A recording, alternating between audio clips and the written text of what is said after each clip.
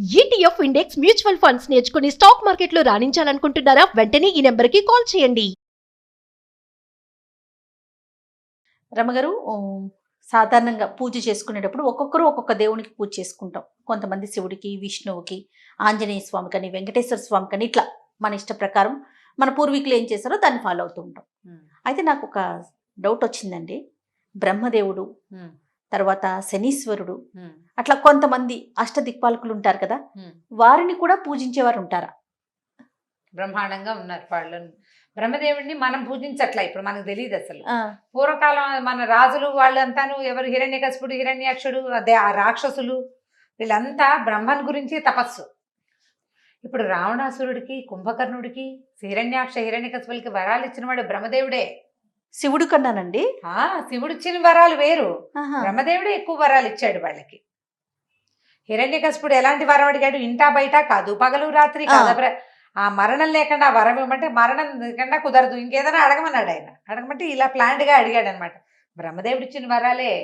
అప్పుడు ఈ తపస్సు చేసే వాళ్ళంతా బ్రహ్మని గురించి తపస్సు చేసే వాళ్ళే ఎక్కువ ఉంటారు. తర్వాత ఇప్పుడు మనం దిక్పాలకుల్లో పూజలు, తర్వాత నవగ్రహాల్లో పూజలు అవి కూడా చేస్తాం. శనీశ్వరుడికి మనం పూజ అంటే రోజు నిత్య పూజలు అవి చెయ్య మనకి ఏదైనా సమస్య ఉందనుకో శనిని ప్రార్థించడం కాదు రమ్మగారు. ఏదైనా దోషం ఉన్నప్పుడు మాత్రమే మనం నవగ్రహాల చుట్టూ పూజలు చేయటం, అందులో ప్రత్యేకించి ఎవరికి అని చెప్తే వారికి ప్రత్యేకించి మనం పూజలు చేస్తాం. ఇప్పుడు ఇది కూడా పాయింట్ మనకు తెలిసిందే కదా. ఇందులో ఒక విచిత్రమైన పాయింట్ ఉంది. ఇప్పుడు యమధర్మరాజు దిక్పాలకుల్లో ఒకడు, మనకు తెలుసు, నరకాధిపతి. అవును, మనని చంపి పట్టుకెళ్ళేవాడు, శిక్షలు వేసేవాడు, మళ్ళీ పుట్టడానికి వదిలేవాడు కదా. యమధర్మరాజు దగ్గర ఒక ఆయన లెక్కలు రాస్తాడు, చిత్రగుప్తుడు. మన సినిమాల్లో ఆయన ఒక హాస్యగాడుగా, ఒక చిన్న తేలికపాటి క్యారెక్టర్ గా చూపిస్తారు. చిత్రగుప్తుడిని పూజించి ముక్తిని పొందిన ఒకటి కథ చెప్తాను నేను నీకు ఇప్పుడు. చెప్పండి. చిత్రగుప్తుడిని ప్రార్థించడం అనే ఐడియా అసలు ఎవరికైనా వస్తుందా? ఎవరికి రాదు. కానీ నోముల్లో చిత్రగుప్తుడి నోము అని ఒక నోము ఉంది చేయాలి. ఓకే, మీరు చిత్రగుప్తుడు అంటే ఒక విషయం గుర్తొచ్చింది రామగారు. మనకి హైదరాబాద్ లోనే ఓల్డ్ సిటీలో, నాకు ఎగ్జాక్ట్ గా ప్లేస్ గుర్తులేదండి, చిత్రగుప్తుని ఆలయం ఉంది రమ్మగారు. నేను ఒక స్పెషల్ స్టోరీ కూడా చేశాను. నేను కూడా విన్నా కానీ ఎక్కడో నాకు కూడా తెలీదు. అవుట్స్కట్స్ లో ఎక్కడో. అవునండి, చార్మినార్ వైపే. చాలా రోజులు అవుతుంది. అయితే ఇప్పుడు చిత్రగుప్తుడి గుడి ఉంది. చిత్రగుప్తుడి నోములు కూడా ఉంది. ఒక నోము ఉంది, చిత్రగుప్తుడి నోము చేస్తారు. చిత్రగుప్తుడి నోము అప్పుడు ఒక బంగారు రేకును బంగారు గంటంతో రాసి ఒడ్లు రాసిపోసి అన్నయ్యకి ఇవ్వాలట. ఆ నోము తీర్చే విధానం అన్నదమ్ముడికి తీర్చుకుంటారు. ఇవన్నీ ఒక వ్యవహారం. చిత్రగుప్తుడిని ప్రార్థించి ముక్తి పొందిన వాడి కథ ఒకటి చెప్తాం. పూర్వం ఇది ఎందులో కథ, మన కథా సరిత్సాగరంలో కథ. ఒక్కొక్కడికి ఒక్కొక్క ప్రజ్ఞ ఉంటుంది చూడు, మనిషికి ఒక ప్రజ్ఞ ఉంటుంది, ఒక్కొక్కళ్ళకి ఒక్కొక్క తెలివి ఉంటుంది. ఆ ఊళ్ళోట సింహవిక్రముడు అని ఒక దొంగ ఉండేవాడు ఉజ్జయిని మహానగరంలో. అయితే ఈ వృద్ధుడైపోయాడు, పెద్దవాడైపోయాడు. ఈ దొంగతనాలు అవి ఒక ఏజ్ దాకా చేయగలుగుతారు. నడివయసు దాటాక ఇక వాడి వల్ల కాదు. ఆ తర్వాత నడివయసు అయ్యేసరికి పిల్లలు ఎదిగొస్తారా, మనవలు పుడతారా, వీళ్ళకి ఏమనిపిస్తుంది, ఏదో పాపం మూట కట్టుకున్నామని, తప్పు చేసామని అలా భావాలు వచ్చేస్తాయి. తమ ఆడపిల్లలు పుట్టేసరికి దిగులు వచ్చేస్తుంది.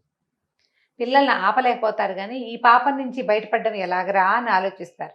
మనకి హిందీ సినిమాల్లో పాత దొంగలు బందిపోట్లంతా ముసలి వాళ్ళు అయ్యాక చాలా బుద్ధిమంతులుగా అయిపోయినట్టు చూపిస్తుంటారు. అయితే ఈ సింహ విక్రముడికి కూడా బుద్ధి వచ్చింది.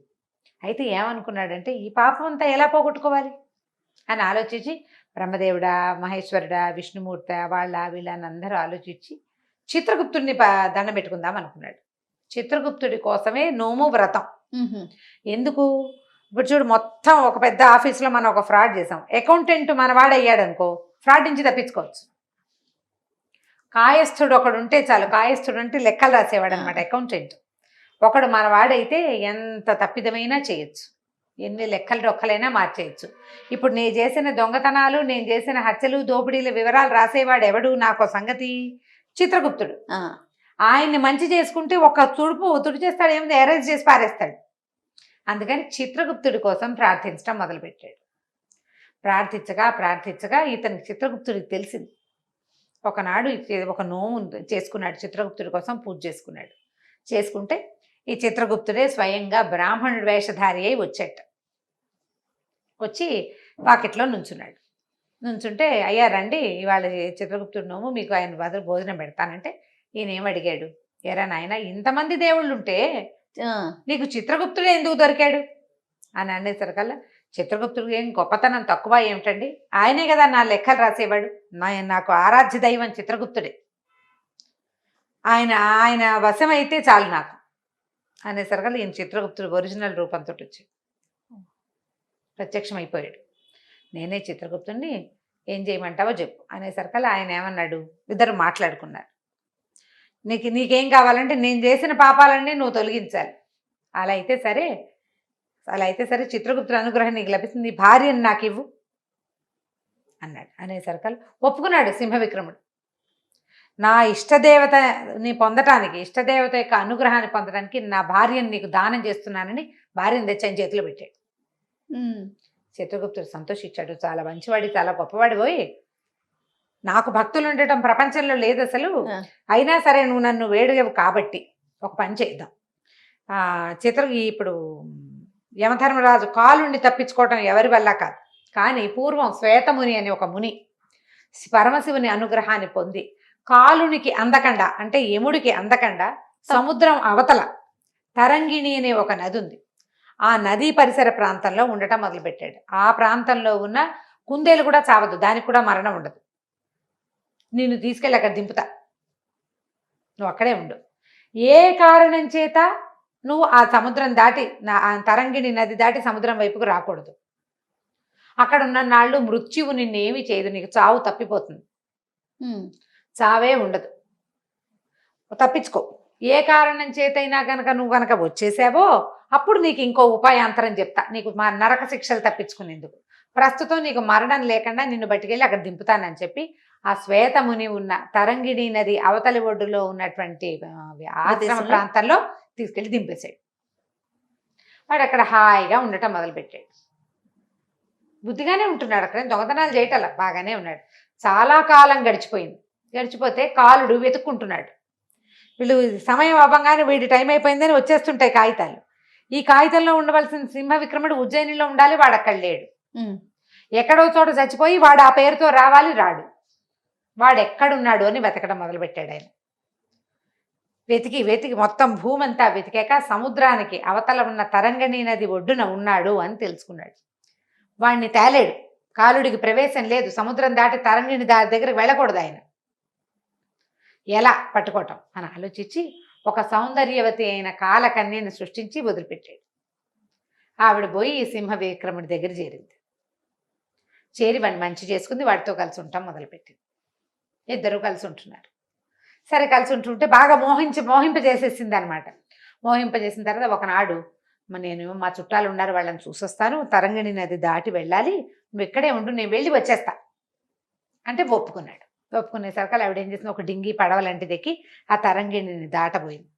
నదిని దాటద్దు, ఈ దాటే క్రమంలో ఏమైంది, ఆ బోటుకి ఆవిడే చిల్లు పెట్టుకుని బోటు కాస్త తలకిందులైపోయింది, నీళ్లలో పడి కొట్టుకుపోతూ, నువ్వు రా నన్ను రక్షించు, నువ్వు సింహ విక్రముడివి కాదు శృగాల విక్రముడివి, నువ్వుతో నక్కవి, నీకు ఓపిక లేదు, బలం లేదు, పేరు మాత్రం సింహ విక్రముడు అని పెట్టుకున్నావు, నీకు ధైర్యం లేదా, ఆడది నీళ్ళలో మునిగిపోతుంటే రక్షించలేవా అని అరిచి కేకలు పెట్టింది. తరంగిణిలోకి వెళ్ళకూడదు ఈయన, చాలా లాగాడు. ఇక ఆ సౌందర్యవతి పట్ల ఉన్న వ్యామోహంతో దూకేశాడు నీళ్ళల్లోకి.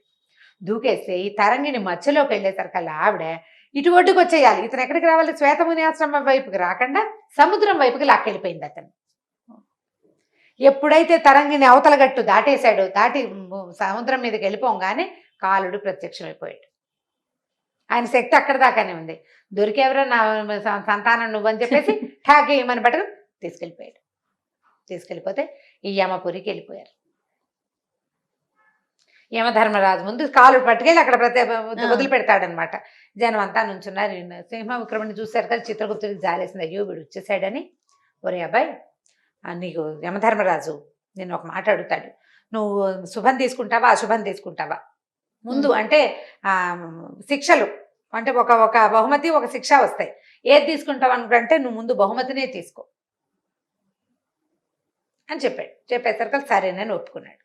సరే అందరినీ పిలిచారు, ఈ వరుసగా ఒక్కొక్కళ్ళకి శిక్షలు ఇస్తున్నారు. ఈ కుర్రాన్ని పిలుచుకొచ్చారు, ఈ సింహ విక్రముడు అనే వాడిని తెచ్చారు. తెచ్చిన తర్వాత ఓహో వీడు పాపి దొంగ, వీడిదా వీడదా అని మాట్లాడుకున్నారు. వాడు చేసిన దొంగతనాలు ఉన్నాయి కదా బోల్డ్ అని, ఇన్నాళ్ళ నుంచి తప్పించుకున్నాడు, ఇప్పటికి వచ్చాడని ఈ పాపి జీవితంలో ఏమైనా మంచి పని చేశాడా అంటే మిగిలిన వాళ్ళు ఏమీ లేదన్నారు. లేదంటే చిత్రగుప్తుడు అన్నాడు, కాదండి, వీడికి ఒక మంచిది ఉంది, వీడి దగ్గర ఒక మంచి పాయింట్. వీడు తన ఇష్టదేవతని సంతోష పెట్టడానికి భార్యని దానం చేశాడు. అది చాలా గొప్ప సంగతి కదా. ఇష్టదేవతని ప్రీతి బంధించడం కోసం భార్యని దానం చేసిన పుణ్యం ఉంది వీడికి. ఏదైనా పుణ్యం ఉండాలి కొంతైనా, ఇదంతా పాపాలు ఉన్నాయి, ఒక పుణ్యం ఉంది కాబట్టి పుణ్యం వల్ల ఏంటంటే వీడికి ఒక రోజు స్వర్గవాసం ఉంది అవకాశం. ఏరా అబ్బాయి, నీకు నరకవాసం తప్పదు, నరకం తీసుకుంటావా ముందు స్వర్గం తీసుకుంటావా అని అడిగాడు ధర్మరాజు. ముందే చిత్రగుప్తుడు సలహా చెప్పాడు కదా, అందుకని నేను స్వర్గవాసమే తీసుకుంటానండి అన్నాడు. ఒక రోజు అంటే ఒక దివ్య సంవత్సరం, వాళ్ళు మన మానవుల యొక్క సంవత్సరం అనమాట స్వర్గంలో ఒక రోజు అంటే. స్వర్గంలో ప్రవేశపెడుతుంటే చిత్రగుప్తుడు ఏం చెప్పాడంటే, స్వర్గంలోకి వెళ్ళాక స్వర్గ సుఖాల జోలికి వెళ్ళబోక, వెళ్ళంగానే నిన్ను తాగుతారు, తినిపిస్తారు, హాయిగా తిప్పుతారు, సంతోషంగా నాట్యాలు అవి ఇవి చూస్తావు, సంతోషభరితమైనది ఉంటుంది, అది తీసుకోవద్దు. తపస్సు చేసుకో, శాశ్వతంగా నీకు స్వర్గలోక నివాసం లభిస్తుంది, ఎప్పటికీ నువ్వు ఇంకా నరకానికి రావక్కర్లేదని చెప్పాడు. చెప్పేసరికల్లా ఈ వెళ్ళిన సింహ విక్రముడు ఏం చేశాడు, ఇక ఇంద్రసభలోకి నగర ప్రవేశం చేసి ఇంద్రసభలోకి వెళ్ళకుండా ఇక అక్కడ స్వర్గంగా ఉంది కదా గంగా నది, స్వర్గంలో ఉంటుంది కదా, ఆ గంగా నది ఒడ్డును కూర్చుని తపస్సు చేసుకోవటం మొదలుపెట్టాడు. బుద్ధిమంతుడైపోయాడు. సరే, ఈ లోపల మన వాడు ఏం చేశాడు, చిత్రగుప్తుడు తన భక్తుడి తాలూకు పూర్వ చరిత్ర అంతటిని ఒక భూర్జపత్రంతో తుడిచేసాడు, డిలీట్ చేసేసాడు. అంతే, ఎరేజ్ చేసేసాడు లేదా డిలీట్ చేసేసాడు. కొన్నాళ్ళు సంవత్సరం అయిపోయింది, ఒక రోజు గడిచిపోయాక నరక వీళ్ళు వస్తారు కదా, ఏమన్నా యమదూతలు వచ్చారు ఇతన్ని తీసుకెళ్ళడానికి, నరకానికి తీసుకెళ్ళిపోవాలి. అందుకని వాళ్ళంతా స్వర్గానికి వచ్చేసారు కల్లా. స్వర్గం ఇతని వైపు చూడ్డానికి కూడా వాడికి కళ్ళు కనిపించట్లేదు. సింహ విక్రముడు ఇక్కడ ఉన్నాడు, చూస్తుంటే కళ్ళు మసకలు గమ్ముతున్నాయి, వాడు కనిపించట్లే, వాడి కేసు కూడా చూడలేకపోతున్నారు వీళ్ళు. సరే, ఏం చెయ్యాలి? తీరా వాళ్ళు మళ్ళీ వెనక్కి వెళ్ళారు. ఆ సింహ విక్రముడిని మేము తేలైపోయామండి, వాడిని చూస్తుంటేనే కళ్ళు మిరుమిట్లు గొలిపేస్తున్నాయి అనేసరికి హాత్తేరి అలా ఎలా కుదురుతుంది, వాడికి ఒకరోజే నేను స్వర్గవాసం వేసింది, తీయండి పుస్తకాలు అన్నారు. పుస్తకాలు తీస్తే ఏముంది, ఏం లేదు పుస్తకంలో. వాడికి పుణ్యమే ఉంది, అది కూడా ఒకరోజు స్వర్గవాసం, ఆల్రెడీ అక్కడికి వెళ్ళాడు, అక్కడ వాడు ఇంకా పుణ్యాన్ని సంపాదించుకున్నాడు. వాడి పుణ్యం అయితే కానీ వాడు ఇక్కడికి రాడు, వాడు ఎప్పటికీ పుణ్యం అవ్వదు, వాడు రోజు జపమే చేసుకుంటూ కూర్చుని ఉంటాడు అక్కడ. దాంతో ఇక వదిలేశారు, సింహవిక్రముడిని వదిలేసేయండి, ఇంకా వాడిని మనం తేలేం, వాడి పుణ్యం పూర్తయిపోయాక మనకు తెలిసి ఇక్కడ ఎర్ర బల్బు వెలుగుతుంది, ఆపరేషన్ పూర్తయిందని, అప్పుడు తెచ్చుకుందామని వదిలేశారు. ఈ చిత్రగుప్తుని ఆరాధించినటువంటి సింహ విక్రముడు శాశ్వతంగా స్వర్గంలోనే ఉండిపోయాడు. ఎందుకంటే అతను ఏ స్వర్గంలో ఏ వైభోగాన్ని తీసుకోలే, స్వర్గవాసాన్ని తీసుకున్నాడు అంతే. అక్కడ ఈ గోదావరి ఈ గంగానది ఒడ్డును కూర్చుని హాయిగా తపస్సు చేసుకుంటూ మునుల్ని ఋషుల్ని వీళ్ళతోటి డిస్కషన్లు పెట్టుకుంటూ ప్రశాంతంగా స్వర్గంలో ఉండిపోయాడు. చిత్రగుప్తుని ప్రార్థించిన వాడికి ఇలాంటి ఫలితం వస్తుందని చెప్తారు ఆ కథలో. అందుకని చిత్రగుప్తుడు నోము చేస్తారు జయ, అందరిళ్లలోనూ ఉండదు. మా అత్తవారింట్లో ఉందన్నారు కానీ నేను పెద్దగా ఫాలో అవ్వాలి, నాకు తెలీదు, కానీ చేశారు మా వాళ్ళు ఎవరో కొంతమంది. చిత్రగుప్తుడు నోము కొన్ని కుటుంబాల్లో ఉంటుంది. ఏదన్నా ప్రత్యేకమైన రోజు చేస్తారండి, ఎట్లా బాగా తెలియదు, దాని అంత వివరాలు తెలీదు, కానీ నాకు తెలిసింది ఏంటంటే ఆ చిత్రగుప్తుడు నోము నోచుకున్న వాళ్ళు ఒక సంవత్సరం తర్వాత ఎప్పుడో వాయనం, అది ఎట్లా ఇస్తారంటే వడ్లు కోసి దాని మీద అన్నయ్యని కూర్చోబెట్టి అన్నదమ్ముడికి ఇవ్వాలనుకుంటారు. అన్నదమ్ముడికే ఆ వాయనం ఇవ్వాలన్నమాట, బంగారంతో ఘంటము ఆకు చేయిచ్చిస్తారనమాట, వడ్లు పోసి వడ్ల మీద కూర్చోబెడతారు. ఇది నాకు తెలుసు స్పష్టంగా, ఏ రోజుల్లో చేస్తారు ఆ వివరం తెలీదు.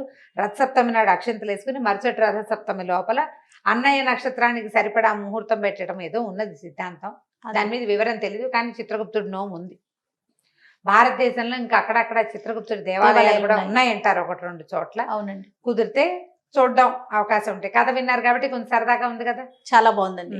చిత్రగుప్తుని తలుచుకుని దండం పెట్టుకున్నా కూడా మంచిది. అంతే. నమస్తే. నమస్తే.